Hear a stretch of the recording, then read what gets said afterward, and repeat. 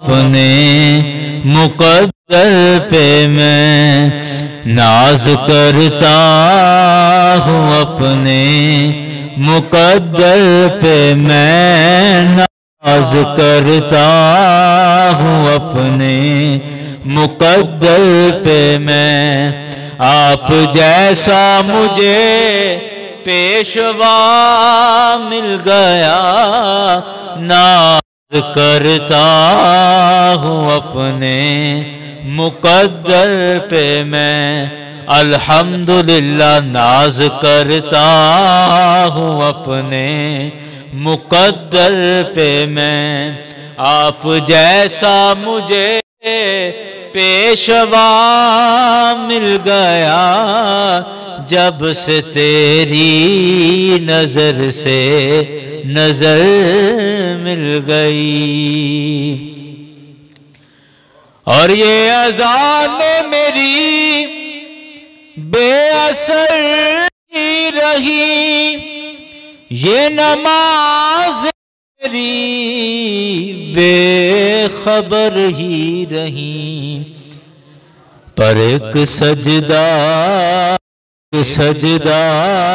میرا خوب سجدہ ہوا، سجدہ کرنے کو جب رہنما مل گیا، ناز کرتا ہوں اپنے مقدر پہ میں ناز کرتا ہوں اپنے مقدر پہ میں آپ جیسا مجھے پیشوا مل گیا، جب سے تیری نظر سے نظر مل گئی۔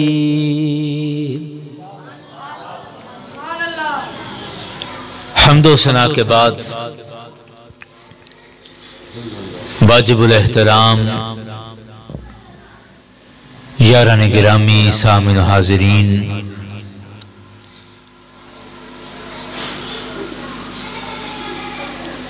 جشن معراج مصطفیٰ صلی اللہ علیہ وسلم میں ہم سب حاضر ہیں، اور میرے کریم میرے حبیب آقا کو اللہ تعالیٰ نے اس ماہ مبارک میں معراج کا معجزہ عطا فرمایا۔ سامعین ذی وقار،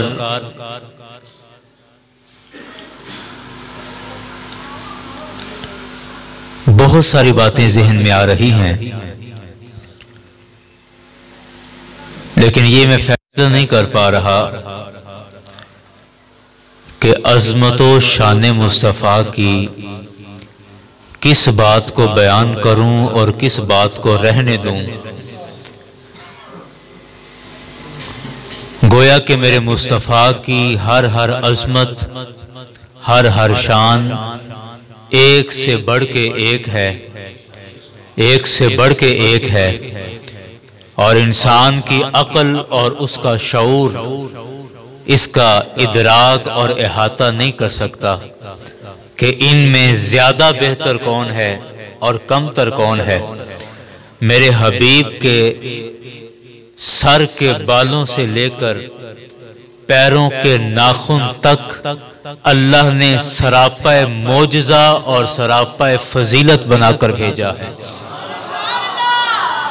سامعین ذی وقار، رسول اکرم صلی اللہ علیہ وسلم کو اللہ نے معراج کا معجزہ عطا فرمایا، اور اکثر ہم اپنی زبانی میں معراج کے معجزے کو سفر معراج کہہ جاتے ہیں، معراج کا سفر کہہ دیتے ہیں، لیکن ایسے ہی دل میں خیال آیا کہ ہم اگر اس کو سفر معراج کہیں تو سفر معراج سے زیادہ خوبصورت لفظ بھی ہمارے پاس ہے۔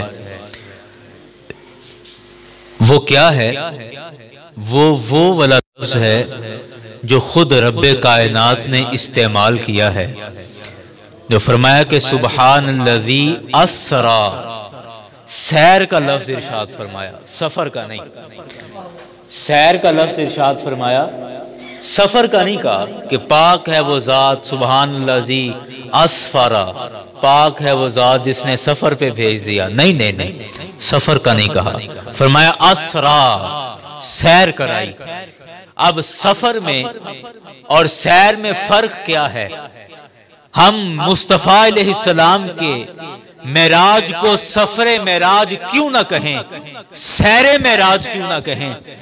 اس کی سب سے بڑی وجہ یہ ہے کہ رب کائنات نے خود سیر کا لفظ ارشاد فرمایا ہے، اور سفر اس وجہ سے نہ کہیں کہ بعض دفعہ انسان سفر میں پھنس بھی جاتا ہے، سفر بعض دفعہ مصیبت بھی بن جاتا ہے، سفر میں بعض دفعہ انسان ذلیل بھی ہو جاتا ہے، رسوا ہو جاتا ہے، سفر میں بعض دفعہ حادثے کا شکار بھی ہو جاتا ہے۔ اس لیے رب کائنات نے عظمت مصطفیٰ کے لیے لفظوں کو بھی چن چن کر استعمال کیا ہے کہ کوئی ایسا ہلکا لفظ عظمت مصطفیٰ کے لیے استعمال نہ کیا جائے کہ جس کا دوسرا بھی کوئی معنی بن سکتا ہو اور کوئی بدبخت اس کا معنی بگاڑے۔ سفر نہیں کہ سفر میں تکلیفیں ہیں ہیں، اور سیر میں کیا ہے؟ سیر میں انسان لطف اٹھاتا ہوا، مزہ لیتا ہوا، جدھر دل چاہتا ہے، جدھر خرامہ ٹہلتا ٹہلتا اسی طرف چلا جاتا ہے۔ اللہ اکبر، یہ سیر ہے، یہ سیر ہے کہ موسم شاندار ہو، موسم کا بندہ لطف اٹھاتا ہو اور کھلے باغ میں پھرتا ہو، جو چیز اس کے دل کو بھاتی ہے اسی کی طرف رغبت کرتا ہے۔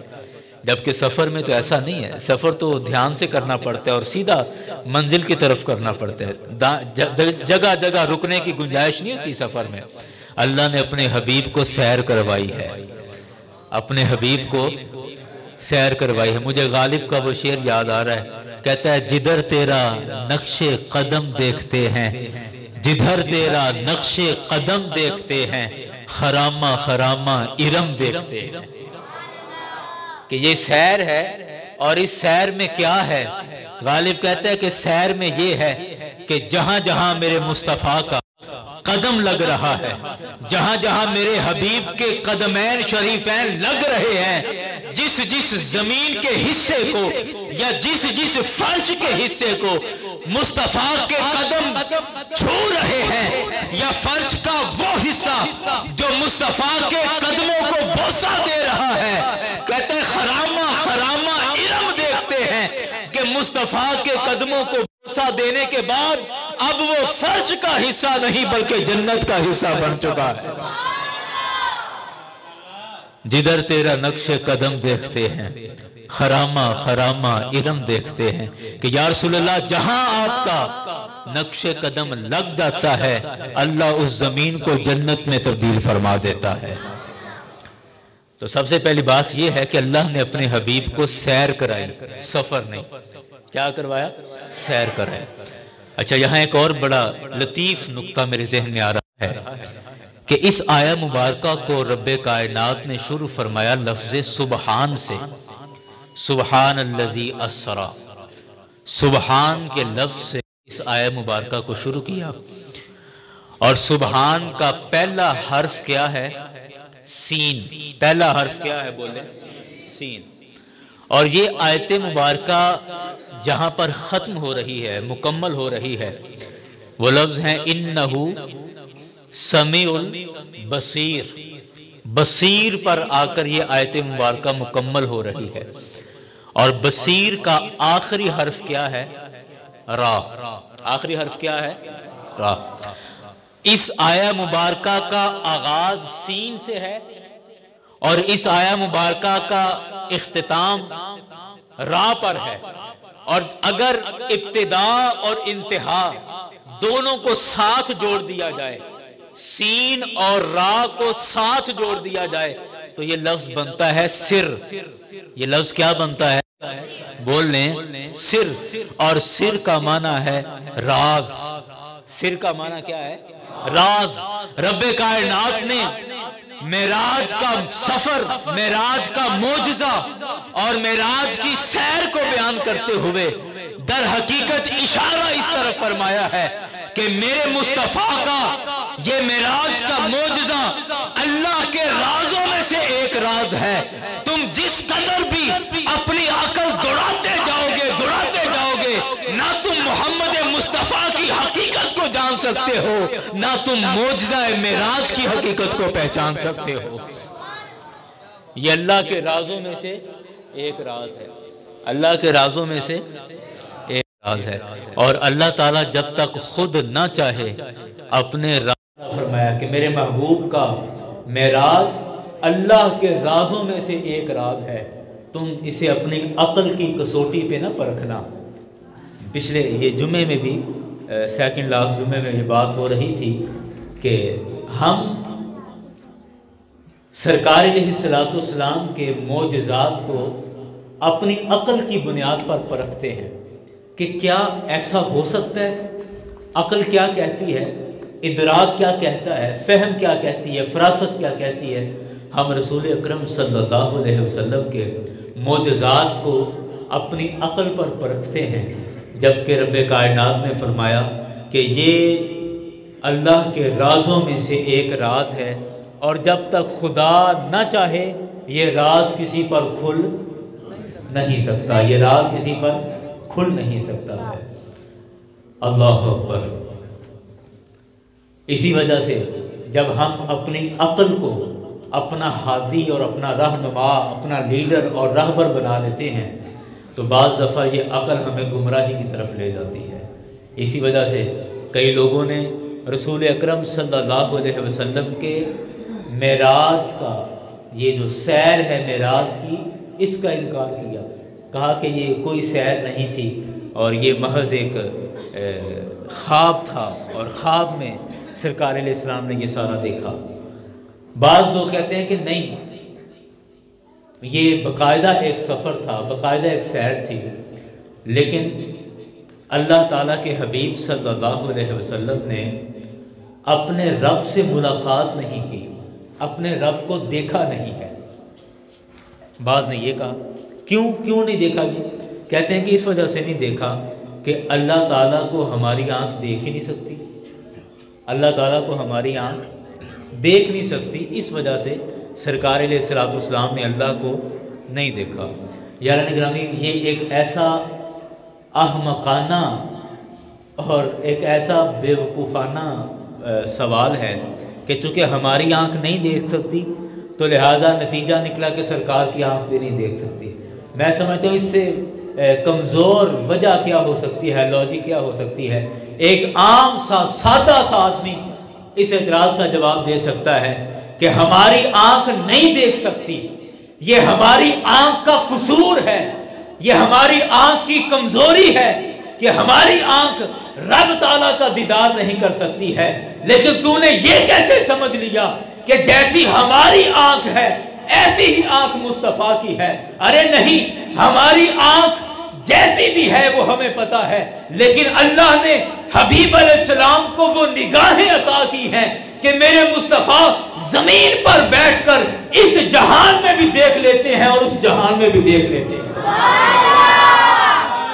اور یہ مسجد نبوی کے اندر یہ واقعہ پیش آیا، امام بخاری نے اس حدیث پاک کو نقل کیا، امام مسلم نے اس حدیث پاک کو نقل کیا۔ یہ جو رٹا کہ بخاری میں دکھائیں تو آپ کھول کے دیکھیں بخاری شریف، امام بخاری نے اس حدیث پاک کو کتاب الاعتصام کے اندر ذکر فرمایا کہ میرے کریم آقا مسجد میں تشریف فرما تھے، سرکار علیہ السلام نماز پڑھا رہے ہیں۔ اب نماز کے اندر ہوا کیا کہ نماز پڑھاتے ہوئے میرے کریم آقا صلی اللہ علیہ وسلم نے اچانک اپنا قدم مبارک آگے کیا، نماز کے اندر اپنا قدم شریف آگے کیا، ایسے ہاتھ اوپر کیا، تھوڑی دیر بعد ایسے ہاتھ بھی پیچھے کر لیا اور قدم بھی پیچھے کر لیا۔ نماز مکمل کی، نماز مکمل کرنے کے بعد صحابہ کرام نے عرض کی کہ یا رسول اللہ صلی اللہ علیہ وسلم، یہ جو عمل آپ نے فرمایا ہے اس سے پہلے کبھی نماز میں ایسا نہیں کیا، تو آیا کہ یہ بھی نماز کا حصہ ہے، مطلب ہم بھی کیا کریں، یا آپ نے یہ عمل کیوں فرمایا ہے؟ کریم آقا صلی اللہ علیہ وسلم نے ارشاد فرمایا سنیں لفظ کیا ہے. میرے کریم آقا نے فرمایا انی رأیت الجنہ، میں نے جنت کو دیکھا. میں نے جنت کو دیکھا. کہاں کھڑے ہو کے؟ مسجد نبوی میں. کہاں؟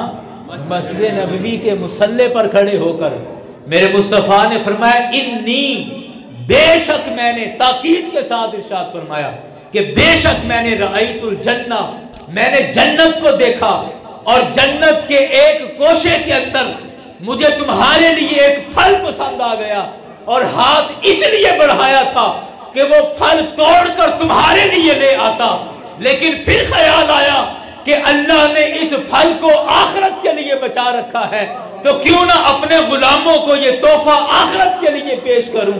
تو اس لیے میں نے ہاتھ پیچھے ہٹا لیا.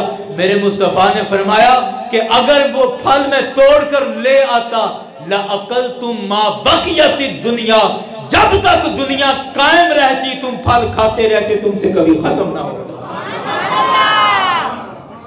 آپ مجھے بتائیں سرکار نے مسجد نبوی کے مصلی پر کھڑے ہو کے کہاں دیکھا؟ جنت میں دیکھا. کہاں دیکھا؟ جنت میں دیکھا.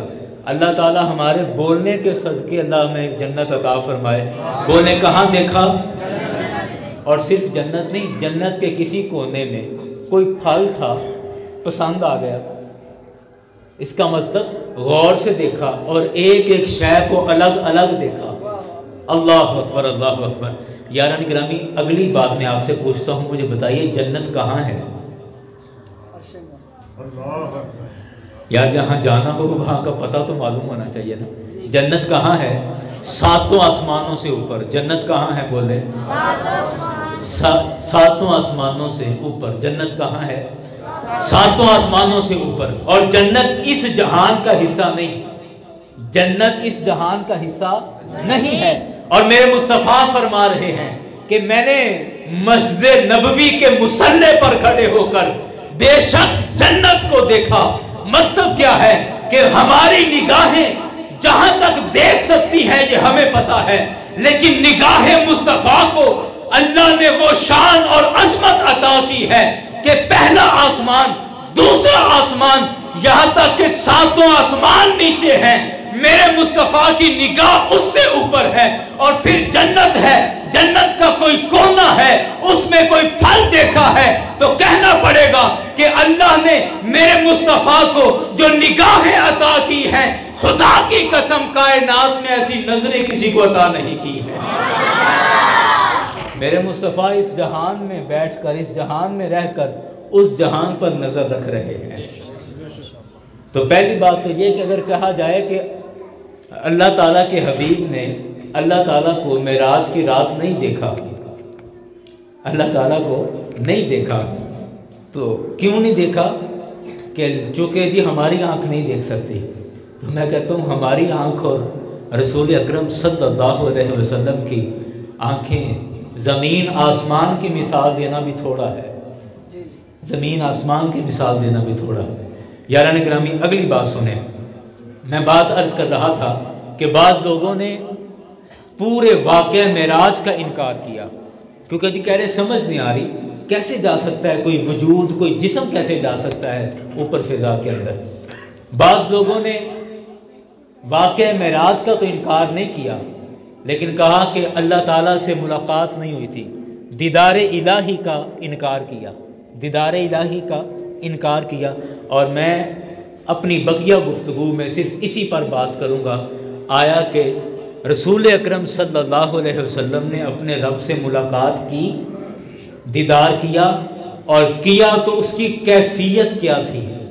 اس کی کیفیت کیا تھی؟ یہ بڑا نازک مرحلہ ہے، اور میں بڑی ذمہ داری کے ساتھ اور بڑی ہوش مندی کے ساتھ اس مرحلے سے گزروں گا کہ وہ کیفیت کیا تھی جس کیفیت میں رسول اکرم صلی اللہ علیہ وسلم نے اللہ تعالیٰ کا دیدار کیا ہے.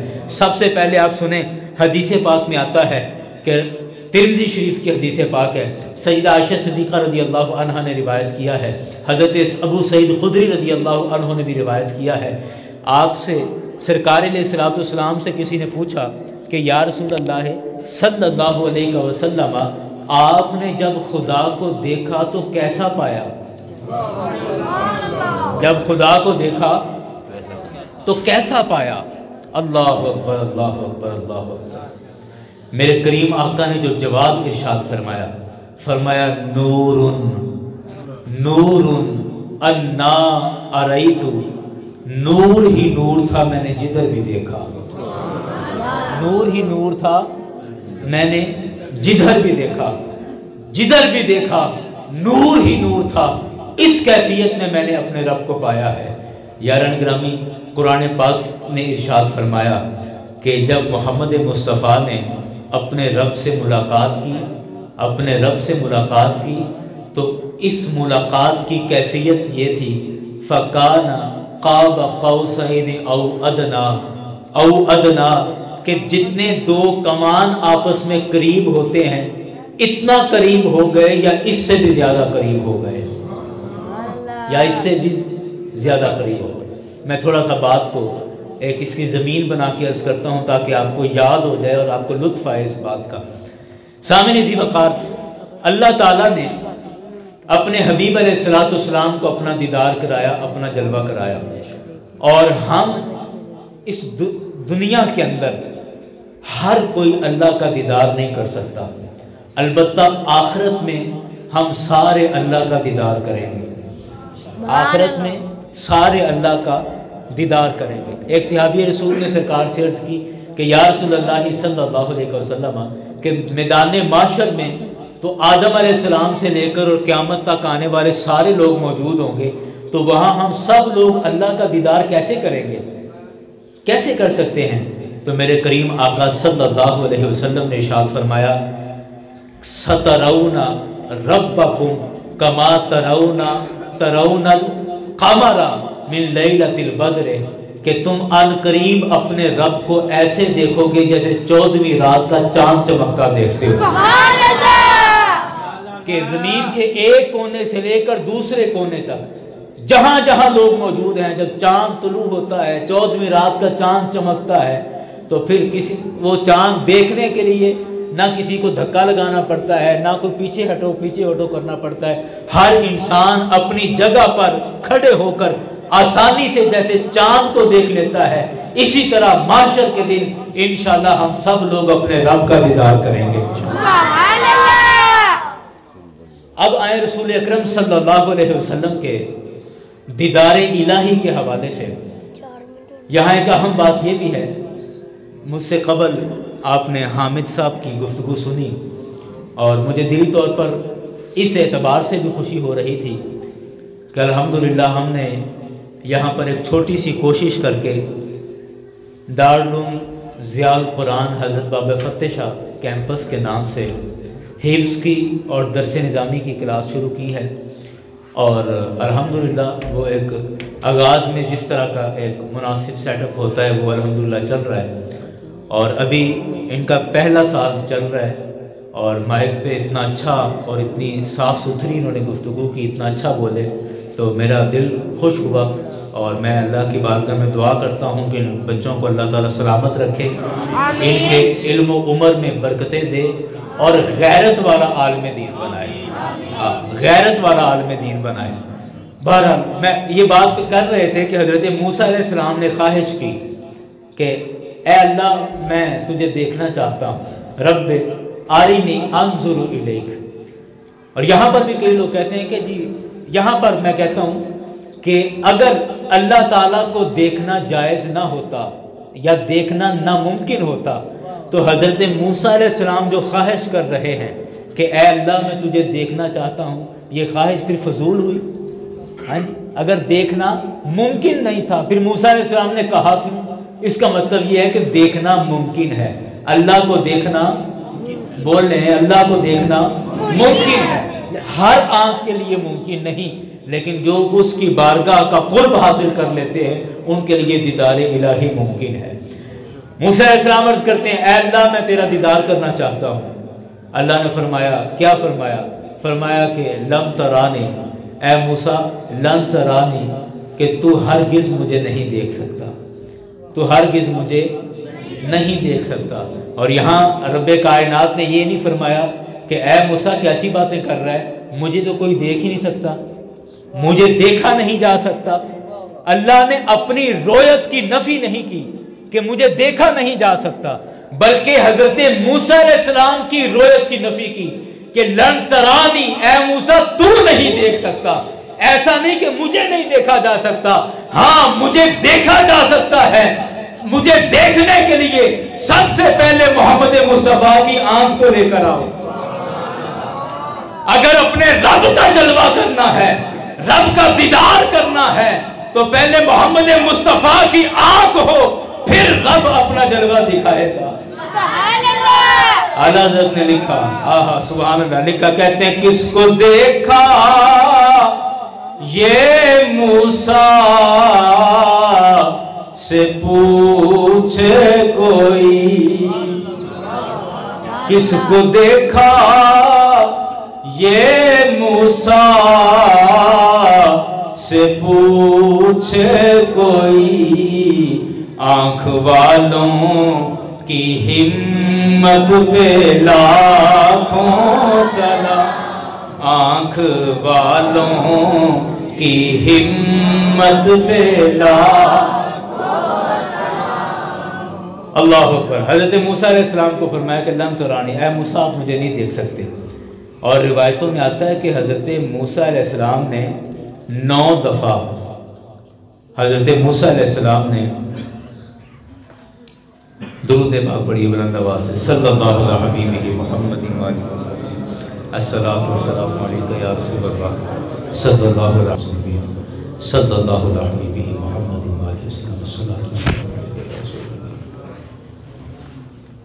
سامعین ذی وقار، اب میں زیادہ وقت نہیں لوں گا اور گفتگو کو سمیٹتے ہیں۔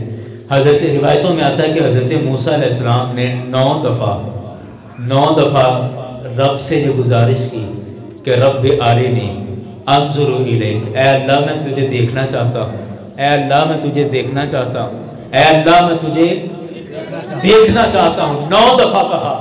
اور جب معراج کی رات رسول اکرم صلی اللہ علیہ وسلم سے چھٹے آسمان پر حضرت موسیٰ علیہ السلام کی ملاقات ہوئی نا، تو سرکار ابھی جا رہے ہیں، جب اللہ سے ملاقات کر کے واپس آئے تو واپس آ کے سب سے پہلے حضرت موسیٰ علیہ السلام نے سرکار کو دیکھا، سب سے پہلے حضرت موسیٰ علیہ السلام نے سرکار کو دیکھا اور پوچھا کہ کیا لے کر آئے ہیں؟ سرکار نے فرمایا کہ 50 نمازیں ہیں۔ حضرت موسیٰ عرض کرتے ہیں کہ آقا بہت زیادہ ہے، کم کروا کے آئے۔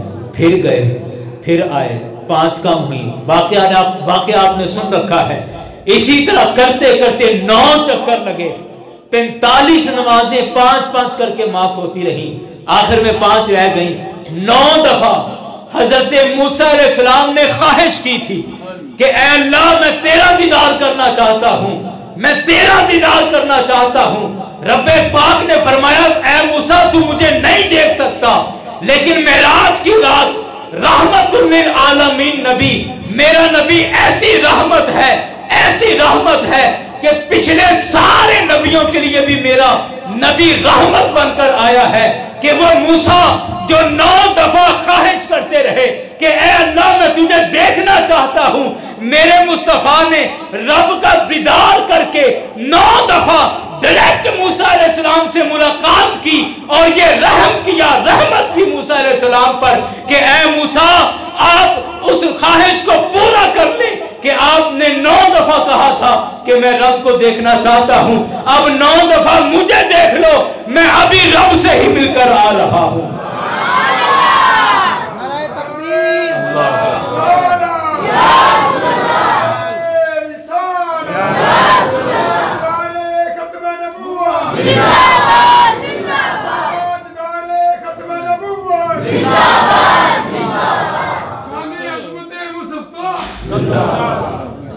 پردے ہٹا دیو، میرا باہر کچھ دوست نے تو شیشے تو ضرور نظر نہیں آ رہے گا، اوپر لے لے۔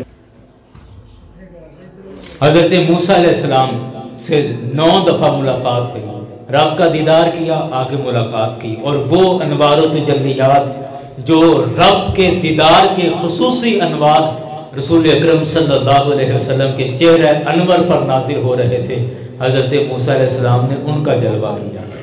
اللہ اکبر۔ میں بات کو سمیٹ رہا ہوں کہ جو قرآن پاک نے مثال دی، بڑی خوبصورت مثال، فرمایا کہ رب کے حضور مصطفیٰ علیہ السلام رب کی اتنا قریب ہو گئے، اتنا قریب ہو گئے۔ قرآن کے یہ لفظ ہیں کہ فَكَانَ قَابَ قَوْسَيْنِ أَوْ أَدْنَىٰ، کہ جس طرح دو کمانیں آپس میں مل جاتی ہیں اتنا قریب ہو گئے یا اس سے بھی زیادہ قریب ہو گئے۔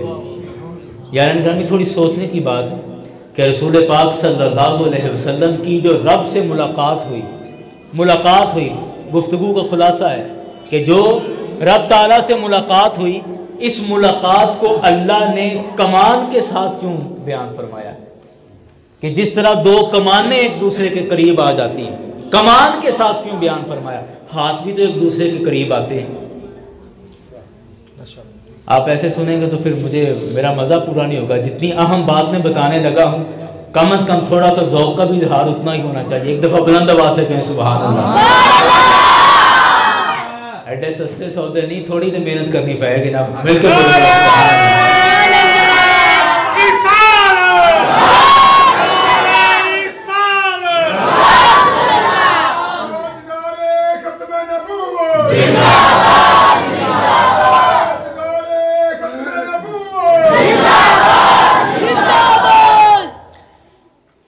دو کمانوں کی مثال دی۔ کمان آپ سمجھتے ہیں نا، ایک تو تھا تیر اور دوسری وہ کمان جس میں وہ تیر لگا کے چلایا جاتا ہے۔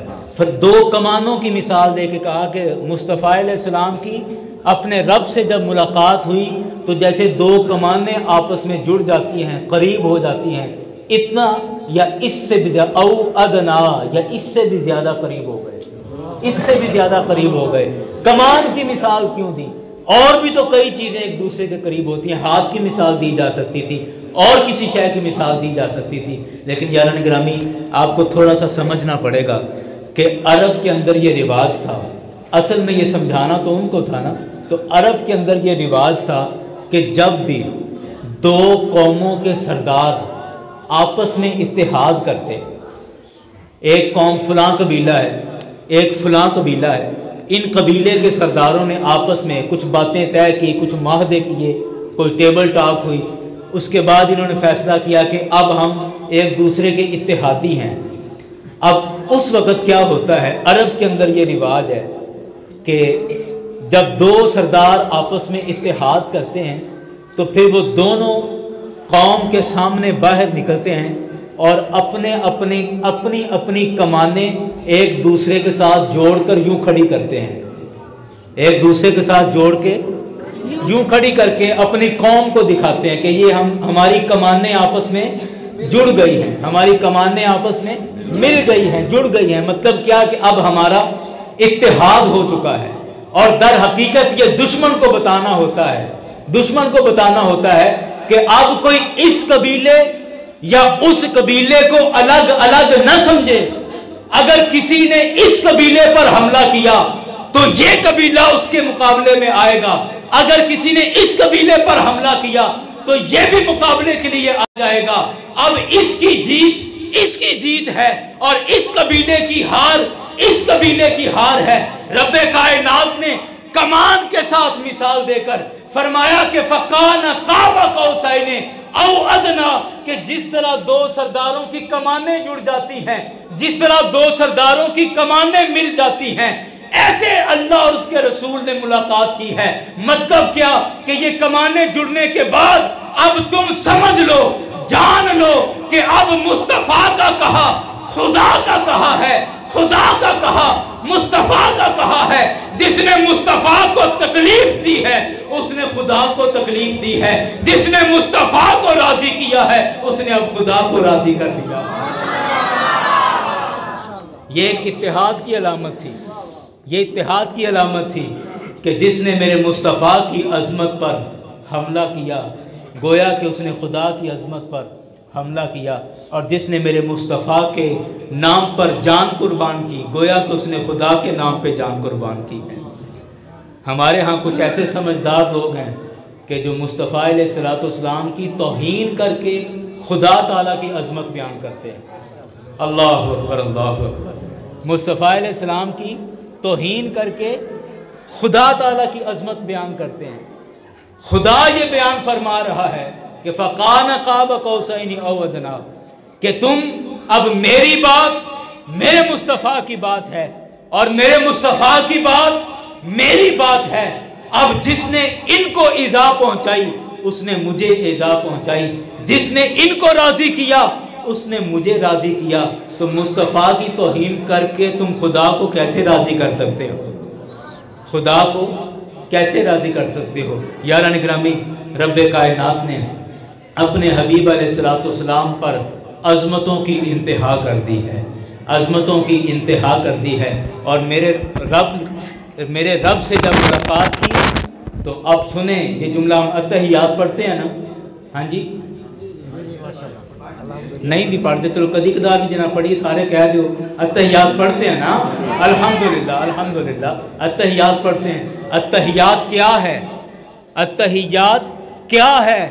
در حقیقت یہ اتحیات وہ گفتگو ہے جو معراج کی رات رب تعالیٰ کی اور مصطفیٰ کی گفتگو ہوئی ہے. وہی گفتگو اللہ نے اتحیات میں رکھ دی ہے. رسول پاک صلی اللہ علیہ وسلم جب رب کی بارگاہ میں ہم کلام ہوئے تو رب کی بارگاہ میں حاضر ہو کے پہلی بات جو سرکار نے کی، سرکار نے فرمایا التحیات للہ والصلوات والطیبات،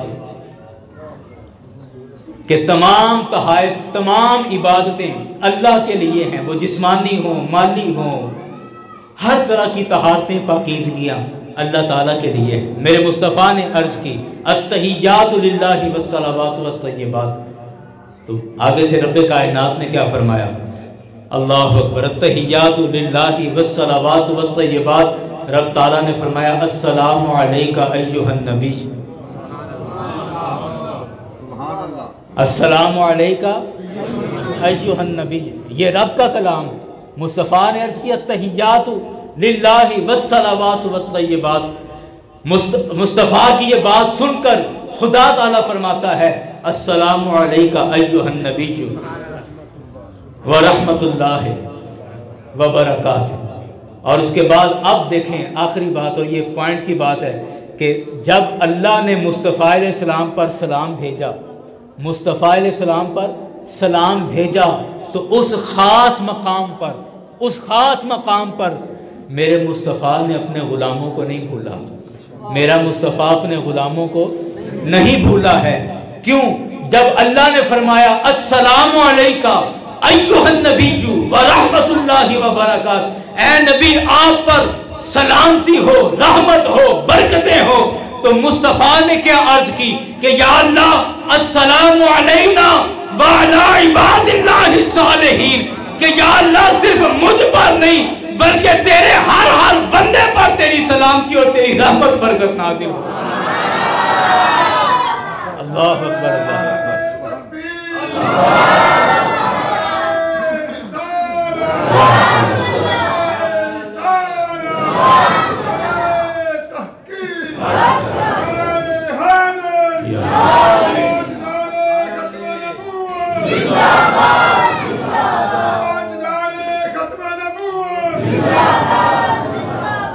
تو یہ وہ اصل میں مکالمہ ہے جو مصطفیٰ علیہ السلام اور خدا کے درمیان ہوا معراج کی رات. یہ وہ مکالمہ ہے. میرے مصطفیٰ ہمیں بھولے نہیں. رب نے سلام بھیجا السلام علیکہ ایہا النبی، اے نبی تم پر سلام ہو. اللہ اکبر. میرے مصطفیٰ نے جو عرض کی ہے کہ السلام علینا وعلی عباد اللہ الصالحین، یا اللہ ان بندوں پر بھی تیرا سلام ہو، ان سب بندوں پر تیرا سلام ہو. یاران گرامی، میرے مصطفیٰ کی غلامی ہمارا سب سے بڑا فخر ہے، ہمارا سب سے بڑا ناز ہے، اور اللہ نے ہمیں حضور کا غلام بنایا. اس سے بڑھ کر اور کوئی نہ تمغہ ہے، نہ اس سے بڑھ کے کوئی ٹرافی ہے، نہ کوئی میڈل ہے کہ میں محمد مصطفیٰ کا غلام ہوں. یاران گرامی، خدا تعالیٰ سے دعا کرتا ہوں کہ اللہ تعالیٰ آخری دم تک حضور کی غلامی نصیب فرمائے. سرکار کا کلمہ پڑھ لیا ہے، سرکار کا کلمہ پڑھ لیا ہے، اب آخری سانس تک اللہ نبھانے کی توفیق عطا فرمائے. سرکار سے نبھا ہو جائے پھر قبر میں بھی خیر ہے اور حشر میں بھی خیر ہے انشاءاللہ. نبھا ہو جائے سرکار سے.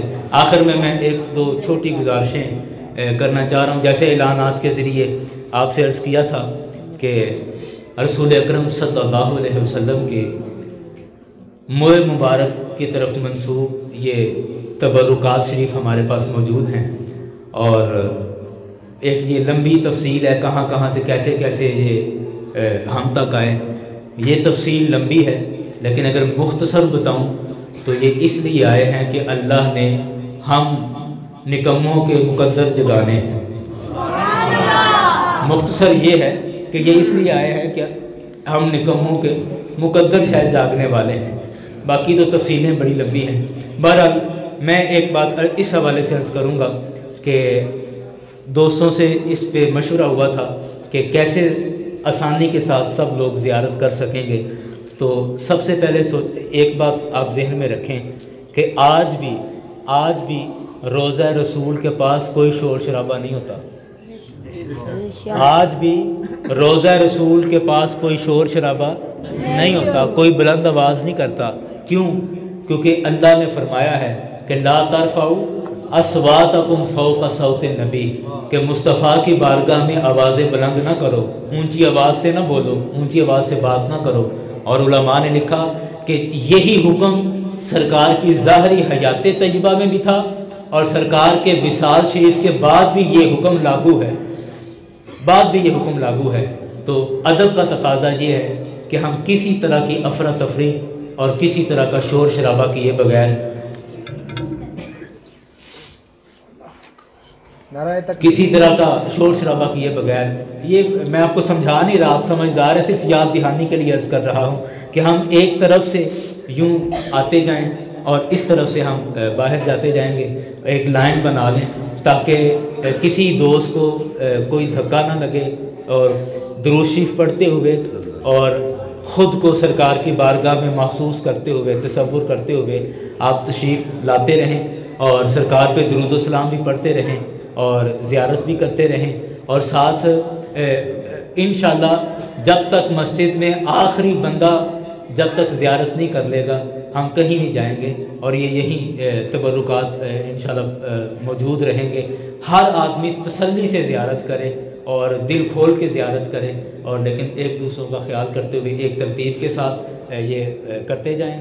میرے خیال پہلے دعا کر لیں، سلام پڑھ کے۔